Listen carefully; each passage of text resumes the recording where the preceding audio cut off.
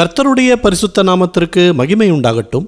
இந்த நாளிலும் கர்த்தர் நமக்கு தரக்கூடிய நல்வார்த்தை நீதிமொழிகள் 13வது அதிகாரம் 18வது வசனம். கடிந்து கொள்ளுதலை கவனித்து நடக்கிறவனோ கனமடைவான். பிரியமானவர்களே, இன்றைக்கு பல பேருக்கு தங்களுடைய தவறை நாம் சுட்டி காண்பித்தால் பிடிக்காது. அவர்களை கண்டித்தால், கடிந்து கொண்டால் நம்மை விட்டு விலகி போவார்கள். நம் பிள்ளைகளுக்கும் அல்லது கணவனுக்கோ மனைவிக்கோ கூட நாம் சொல்லக்கூடிய அறிவுரைகளால் கோபம் வரலாம்.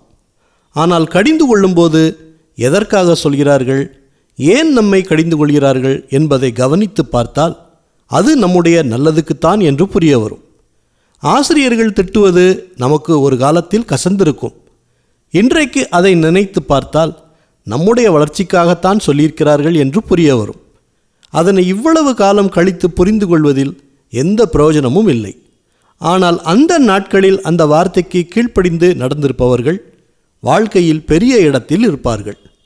இதைப்போல்தான் ஆண்டவர் நம்மை வேத வசனங்கள் மூலம், கேட்கிற போதனைகளின் மூலம் நம்மோடு பேசி விட்டுவிட வேண்டிய காரியங்களை கண்டித்து உணர்த்துவார்.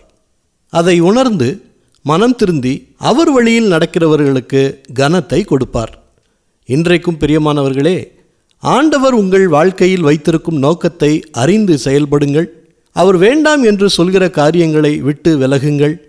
ஆவியானவர் கண்டித்து உணர்த்தும் போது மனம் திருந்தி ஒப்புக்கொடுங்கள். கர்த்தர் உங்களை நிச்சயமாய் ஆசீர்வதிப்பார். ஜெபிக்கலாமா? நல்ல தகப்பனே, இந்த நல்வார்த்தையை தந்ததற்காக நன்றி செலுத்துகிறோம்.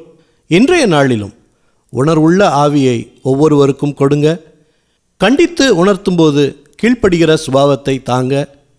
கீழ்ப்படிதல் இல்லாமல் எதிர்த்து பேசும் பிள்ளைகளுக்காக, பெற்றோர்களை மதிக்காமல் செயல்படும் பிள்ளைகளுக்காக ஜெபிக்கிறோம். நீங்கள் அவர்களுக்கு நல்ல புத்தியை கொடுங்க. போகிற பாதை தவறானது என்று அவர்களுக்கு கண்டித்து உணர்த்துங்க.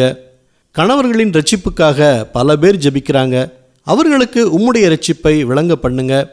குடும்பமாய் உமக்காய் எழும்பி பிரகாசிக்க உதவி செய்யுங்க.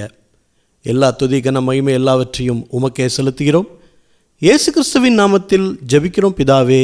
ஆமேன், ஆமேன். இந்த நல்வார்த்தையை மற்றவர்களுக்கும் பகிருங்கள். அவர்களுக்கும் கர்த்தருடைய ஆசீர்வாதம் கிடைக்கட்டும்.